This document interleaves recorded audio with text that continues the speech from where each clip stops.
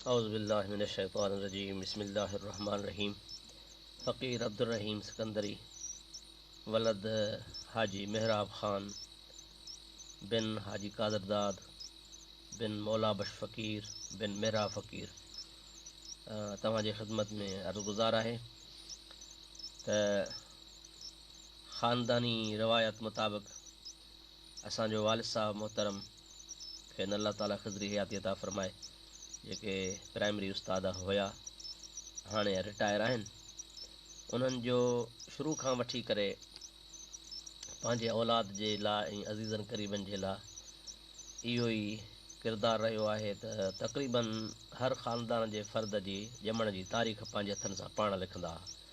असांजे घर में अञा ताईं उहो बुक महफ़ूज़ मौजूदु आहे, जंहिंमें ख़ुसूसन वालिद साहब पंहिंजे जुमिले औलाद जी उहे तारीख़ूं, पर हाणे बि जेकॾहिं असां जेके संदन फ़र्ज़ंद आहियूं उन्हनि जे औलाद जूं तारीख़ूं बि साईं वालिद साहब जन वटि लिखियलु महफ़ूज़ आहिनि, जंहिंमें जां वसूख़ सां चई सघिजे थो।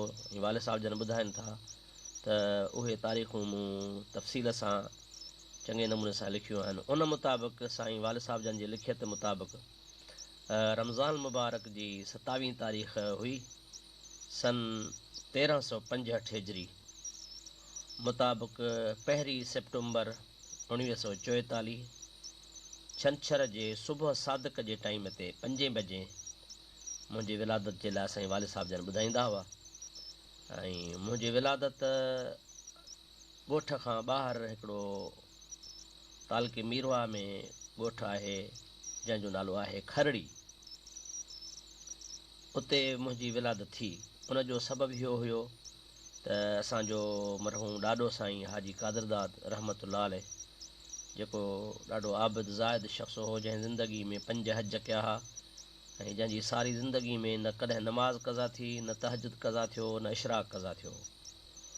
उहे कंहिं सांगे सां मौला बशर ॻोठ मझां जेको मौजूदु आहे असांजो ॻोठ आहे, कुझु वक़्त जे लाइ लॾो खणी उते खरड़ीअ में वञी वेठा हुआ ऐं उते हिकिड़ो संदन दोस्त हो हाजी मोहम्मद इब्राहिम फुल, उन्ही जी ज़मीन आबाद कंदा हुआ। असांखे पंहिंजी ज़ाती ज़मीन हिते पंहिंजे ॻोठ में हुई, उहा पाणी घटि हुजण जे करे घटि आबाद थींदी हुई। असांजो ॾाढो साईं मालदार माण्हू हो, उहो माल जे सांगे सां त जीअं माल जो गाह बि थी पवंदो, ज़मीन जो फसल बि थी पवंदो। उन ज़माने में ॾाढो साईं लॾो खणी उते खरड़ी में असांजे ज़ात वारनि जो ॻोठ हो, सीबाणो ख़ान शर हुनजो नालो हो, उन्हनि जे घरनि जे भर में पंहिंजो ॻोठ ठाहे वेठा, जिथे मुंहिंजी विलादत थी। उन ज़माने में साईं असांजा वालिद साहब अलाह साईं उनखे ख़िज़री हयाती अता फ़रमाए टालपुर वॾा में प्राइमरी उस्ताद हूंदा हुआ, जेके सुबुह जो टालपुरे वेंदा हुआ, वरी शाम जो टालपुरनि खां वापसि पंहिंजे घर ईंदा हुआ। अॼुकल्ह मुंहिंजी विलादत तालके मीरवा में इन्हीअ ॻोठ में जो खरड़ी जे भर में सीबाणे ख़ान शर जो ॻोठ हो, उते थी हुई। सन तव्हांखे मां ॿुधायो 27 रमज़ान मुबारक 1365 1 हिजरी 1944 छंछर जे ॾींहुं सुबुह जो थी हुई। क़िबला महिरबानी। ख़ानदानी पस मंज़र ते रोशनी हुजो क़िबला। हा, असांजो ख़ानदानी लिहाज़ सां त बलोच ख़ानदान आहे, क़ौम असांजी शर आहे, लेकिन इहो शरनि जो क़बीलो जतोई ख़ानदान सां तालुक़ु रखे थो।